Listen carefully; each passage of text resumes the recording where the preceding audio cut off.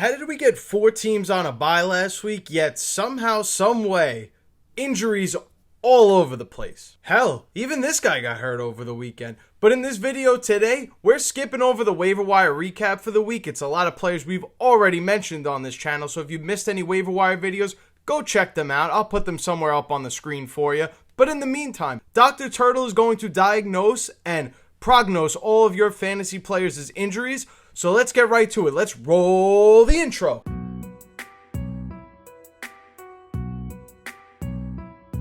Let's start with the most recent news as I'm recording this video. Garrett Wilson is expected to miss 3 to 4 weeks with a knee sprain. How is that going to affect our fantasy lineups? Honestly, probably not that much because we're not going to go ahead and add any of these Jets wide receivers. If there's anybody we could even make a case for in deeper leagues, Isaiah Washington with his special teams upside and kick return touchdown upside.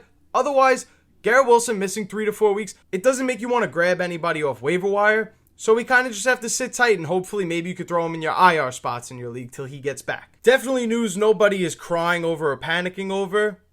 No offense to our running back friend here, but Isiah Pacheco's knee injury seems to be worse than what we expected. So what does this mean for fantasy football purposes? Kareem Hunt is going to continue to be the starting running back. If you can find your way to either add him or make a trade for him, that could potentially pay off in your favor. Being that we don't even have a timeline and it just takes more time, I would say drop Isiah Pacheco. If you can't get Kareem Hunt, take a chance on Brashard Smith. It seems like at this point, they're willing to get the production from anybody. Even before the bye week, we saw them use Clyde Edwards-Helaire. Next, let's talk about CJ Stroud. This is someone that's still in concussion protocol. And as I said in the start-sit video, which barely any of you watched, but I digress. Davis Mills absolutely was funneling targets to Nico Collins, and we finally got a good Nico Collins game. Or that's how it feels, at least. One thing I was wrong about, and I will take accountability for it, I thought that Davis Mills only had eyes for Nico Collins, but that is not the case. Dalton Schultz could be someone you could add off waivers. Probably a position that you may have somebody already, or maybe you have Oronde Gadsden, who's the next player we're going to talk about, who is somebody that, yes, is considered day-to-day right now, but considering all things equal, dodged an absolute bullet by only just having a bone bruise. From what I saw on Sunday Night Football, it looked like there really was a case where anything was possible. Thank God the MRIs came back with just a bone bruise and nothing was ruptured. But for the time being, expect Gadsden to maybe miss a week, but otherwise, if he plays next week, we'll be so happy. Or maybe you had Dalton Kincaid, who's unfortunately not day-to-day, but rather week-to-week. And we're probably going to have to check in every so often to see how Dalton Kincaid is doing, what his practice report is looking like. I'm really bummed out about this. I thought Dalton Kincaid was head and beyond above everybody else in the Buffalo Bills passing game. He was clearly the favorite target for Josh Allen this year, and it's just a shame to see them lose him.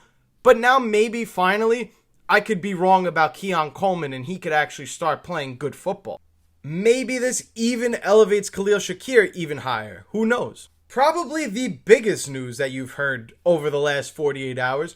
Joe Burrow went back to practice and we saw a video of him walking out onto the practice field, which is a great sign for anybody that has Joe Burrow in fantasy. If available, definitely go pick him up. If you can afford to drop somebody on your roster already. I know in Yahoo I was lucky enough to drop a running back that already played for Joe Burrow. How is that fair? I don't know, but I don't make these apps. But if you're gonna play on an app, I'm not paid to say this, but you got to be playing on Sleeper. What are you doing if you're not playing on Sleeper? Ravens wide receiver Rashod Bateman was seen in a walking boot after the game, so we could assume that this player may miss more than just a game or two. I would expect probably a 3-week absence. In that time, we should expect Zay Flowers to get a lot more targets, and maybe this will be the kick in the door to get Isaiah Likely the opportunities and have him pick up where he left off last year in 2024, where he was really good. The Washington Commanders have already come out and told us that Terry McLaurin and Jaden Daniels won't be playing in Week 11. Let's dive in one at a time. Terry McLaurin will probably see the field at some point in the future. I think it's more likely that Jaden Daniels will be reevaluated after their Week 12 bye, And probably the same case for Terry McLaurin as well. And if Jaden Daniels is probably not 2 to 3 weeks away from returning at that point, he will likely go on IR and they'll shut him down for the rest of the season. I would find it really hard to believe that if the Washington Commanders were to lose out the rest of the way, which isn't impossible, not trying to disrespect Marcus Mariota, but we all know that Jaden Daniels brings a different vibe, a different identity to this Washington Commanders offense. I mean, look at Ja'Cory Krosky-Merritt. We've been dying for this guy to play well, and if he doesn't have Jaden Daniels under center, he's pretty much useless. I would expect Terry McLaurin, though, on the other hand, to at some point play another game this season, but I don't think he will ever trump Deebo Samuel in the pecking order and the target share in this offense. I think if you have Terry McLaurin, you may have to debate starting and sitting him every week when he's healthy. So you might as well, I don't want to say hope for this, but use an IR spot if he keeps getting ruled out, so at least you could have another player on your roster. And the Commanders did us a favor with us fantasy owners and made sure to rule out both of these players so we can throw them on our IR spots this week. Lastly, the Tampa Bay Buccaneers and their weapons. We don't have a timetable yet for either Bucky, Irving, or Chris Godwin to get back on the field. So what does this mean exactly? I would consider Chris Godwin droppable at this point, even if he does play at some point. Yes, he is a very skilled player, but we can't afford to be wasting a roster spot on a player that maybe is going to show up through that door for us, maybe not, and they're not giving us the communication as to whether they will come back or not. At this point, you're holding a roster spot hostage if you have Chris Godwin still. I would cut ties. I would look to get somebody else. Maybe you could get somebody else that we mentioned in this video already. That would be mint. For Bucky Irving, on the other hand, he's just way too good to be dropped, unfortunately. This is another one that maybe he's holding a roster spot hostage for you with the questionable tag week after week. Rest assured you, if they believe that he was going to miss any more time, they probably would be leaving him on IR to let him rest. They truly have some sort of belief or maybe an unawareness of how bad the shoulder injury is, but I'm going to think about this in a glass half full kind of mentality and say that they truly believe that Bucky Irving will get back there in the next couple weeks. So I would treat Bucky Irving as such. Maybe you won't see him next week. You're definitely not going to see him this week.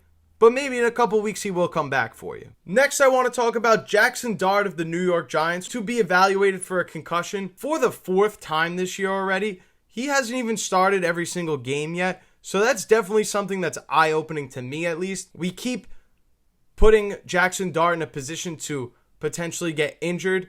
When he plays, you're probably rolling him out because of the rushing upside. I don't know what to expect going forward. Is he going to play? Is he not? But something to keep in mind is that if you play him, you're running the risk of him exiting the game with an injury. Lastly, the guy whose jersey is right behind me, Davante Adams left last week's game with a back injury. What we know about a back injury is this is truly a pain tolerance type of injury. It's never going to go away. This is a organ or a type of the body part that you can't really get an x-ray on. You can't really diagnose how this player is feeling. It's going to be a day-to-day thing. Some days Davante Adams is going to feel better than others, but this is overall just a pain tolerance type of injury. I wouldn't expect Davante Adams to miss much time, but you're going to have to monitor your practice reports. Is he practicing on Thursday? Is he limited on Thursday and upgrading to a full on Friday? Is he going from full practice to now limited practice? These are things we're going to have to monitor as the season goes on every single week, because unless he's sitting down and resting the entire offseason, this back injury is just not going to get better. That is the reality of the fact. I am not a doctor, but do your research. You can do a couple Google searches. You'll find exactly what I'm saying right now. Did I miss any significant injury that was affecting your fantasy football team? Let me know in the comments down below and we could have a discussion about it. Otherwise, thank you guys so much for watching. I truly appreciate it. Dr. Turtle's going to sign out now. Thank you guys for watching. My name is Turtle. This is Outlier Fantasy, and I will see you in the next video. Wow, you stuck to the end of this video? Thank you so much. If you're new here, make sure you check out one of these videos on the screen right now. And don't forget, before you leave, make sure you're subscribed so you don't miss any fantasy football videos on this channel. That's all I got for you guys. I'll see you in the next one.